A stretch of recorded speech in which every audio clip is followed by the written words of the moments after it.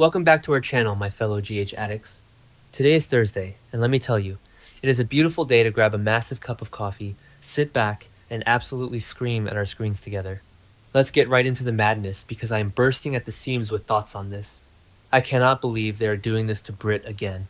I mean, I am sitting here typing this at 2 in the morning because my brain will literally not shut off after reading these Thursday, June 18 spoilers. Brit Westbourne is collapsing. Why? Just when she and Rocco were actually getting somewhere while on the run, they have to throw this massive curveball at us. But wait, I'm getting ahead of myself. Let's back up and look at how this all started. So, Brit decides to give Rocco a tablet so he can keep up with all the latest news in Port Charles. She actually feels like the peace of mind this will give Rocco outweighs the risk of exposure. Am I the only one who thinks this is a terrible, horrible, no good idea? You are on the run from the WSB, from Ross Cullum, and from Sonny's people. You do not connect to the internet. And then, because this is General Hospital and we can't have nice things, the absolute worst happens. Brit's condition worsens, and she literally collapses unconscious. My heart is completely in my throat for Rocco right now. Think about this poor kid's history for a second. He has been through the absolute ringer since he was born. He lost his mom Lulu to a coma. His dad Dante has been shot, brainwashed, and traumatized more times than I can count. And now he is on the run, terrified, and the one person protecting him just drops to the floor. Rocco, panicking and rushing to Brit's side, just broke me. He eventually gets on the phone to send out an SOS. And who is he calling? The spoilers say it is most likely to Nathan. Or should I say, Cassius Faison playing Nathan. Which brings me to this whole Cassius situation.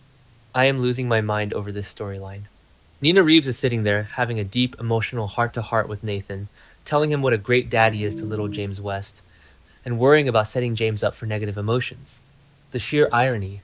Nina has absolutely zero clue that she is looking at Cassius Faison, Cesar Faison's secret twin son, and not the real Nathan West. I've been watching this show since 2015, and this twin twist is honestly one of the wildest, most frustrating things they have ever pulled. Like, remember when they tried crazy twin swaps with Jason and Drew? Yeah, that didn't work smoothly then either, but this? This is next level, because Liesel Obrecht is literally locked up in a Windermere cell, and Cassius knows, he knows his mother is a hostage. He knows Ross Cullum kidnapped her to finish Brit's cold fusion project. But he is just sitting there letting Nina praise his parenting skills and his character. I'm sorry, but Nina is going to absolutely spontaneously combust when she finds out the truth. She is already setting off alarm bells about Liesel being missing, but she is barking up the wrong tree by trusting Cassius. I kinda want to reach through the screen and shake Nina. Wake up, girl!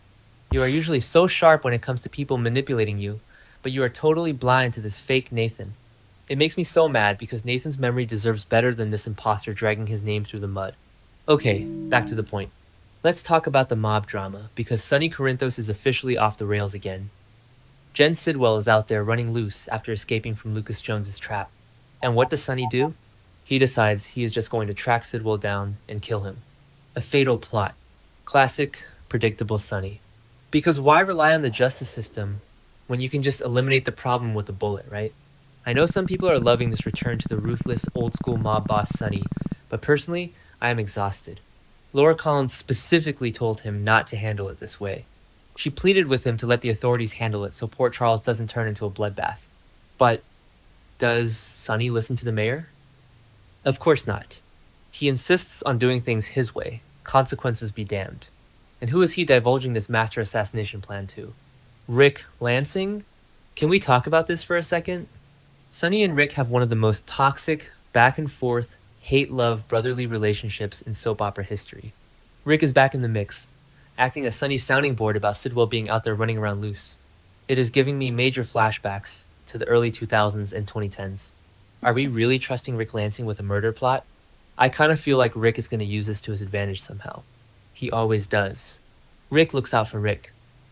Meanwhile, Jen Sidwell isn't just hiding in the shadows. He is actively focusing on setting a trap for his enemies. The spoilers say trouble's brewing for Sonny, Laura, Lucas Jones, and anyone else who crossed him. Sidwell is an absolute maniac. He held Lucas at gunpoint and blamed him for Marco Rios' death. Now he wants revenge on the whole town. I am dreading this because you just know someone innocent is going to get caught in the crossfire. Could it be Laura? Could it be Christina before she finally leaves for med school? Sidwell is ruthless. and Sonny walking right into a trap because of his own massive ego feels inevitable at this point. I am bracing myself for a major shootout. And while all this life and death mafia and WSB stuff is happening, we have the Port Charles Police Department acting completely clueless, as usual. Detective Joe Fitzpatrick is speculating to Dante Falconeri that Sidwell must have someone on the inside helping him. No duh. Joe. But Dante has to stand there and play dumb. Dante already knows about Sidwell's WSB connection to Ross Cullum, but he can't say anything. It is so frustrating watching Dante have to bite his tongue and cover for this massive international conspiracy.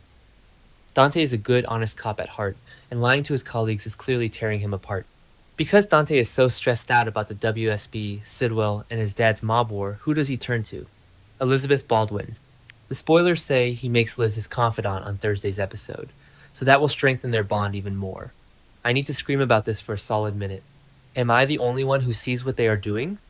They are totally pushing Dante and Elizabeth together romantically. I mean, I love Liz, and I love Dante, but their chemistry is weird.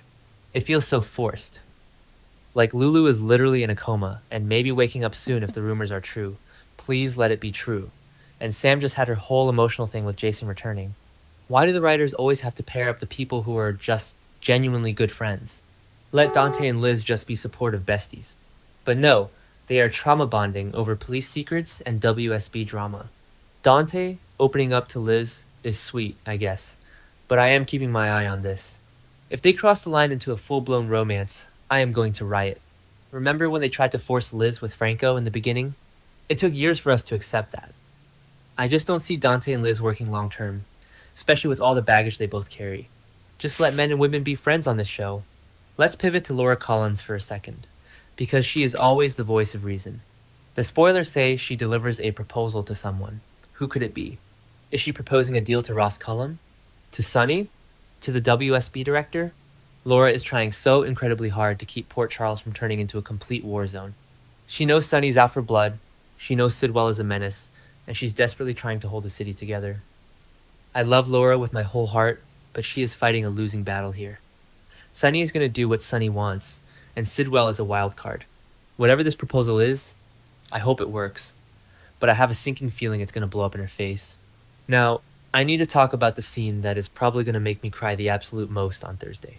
Charlotte Cassadine and Danny Morgan. So, Danny catches Charlotte doing something she might regret. She is literally tossing mementos related to Valentine into the lake out of pure frustration. My heart cannot take this. Charlotte is so angry and in so much pain. Valentine bolted for Geneva to meet with this mysterious Z to take down Cullum, and he left her behind. Again, I mean, let's look at Charlotte's life. She has been dragged through so much trauma. She would have preferred to go on the run with Valentine, or just live freely with him in Port Charles in a perfect world. But in a perfect world, her dad isn't an international fugitive. Valentine intends to turn himself in and could be locked back up at Steinmauer indefinitely. He made a massive sacrifice to save Jocelyn and everyone else, but to Charlotte, it just feels like abandonment. She is dealing with a lot of pain and anger, and furiously throwing her memories of him into the water is such a raw, real teenage reaction. It is so incredibly sad to watch her spirit break like this. But then, Danny Morgan steps up. Danny catching her and giving her comfort when she needs it most is everything I didn't know I needed. Danny is growing up so fast, and I am so here for it. With Jason back in town, Danny has been dealing with his own complicated, messy father issues. He completely gets what it's like to have a dad who is dangerous, who disappears for months or years, who makes choices that hurt you even if they think it's for the best. Danny and Charlotte bonding over their mobster and spy fathers is such a brilliant move by the writers. I am absolutely here for this teen dynamic. They understand each other in a way that none of the other kids in Port Charles ever could. This entire episode sounds like it is going to be an absolute emotional roller coaster. Between Britt dying on the floor while Rocco screams for help, Sonny plotting cold-blooded murder with Rick Lansing of all people, and Charlotte having a complete breakdown by the lake, I am going to need an entire box of tissues. And don't even get me started on the fact that Ross Cullum is probably raiding Carly's house right as Valentine is leaving. The timing on this show gives me so much anxiety, I swear my blood pressure spikes every time I watch. So, what's going to happen next week? I predict Cassius is going to have to blow his cover to save Britt and Rocco. He has to. He can't just let Britt die out there, even if he is a fake Nathan. And Sunny's fatal trap for Sidwell? It is going to backfire spectacularly. Sidwell is too smart, and Sunny is acting purely on emotion and ego right now. I just pray that Lucas and Laura don't get hurt in the process. We have been emotionally invested in these storylines for months, and it feels like everything is finally coming to a head. Thursday cannot get here fast enough. Let me know in the comments if you guys are as stressed out as I am, because I seriously need a support group for this show right now.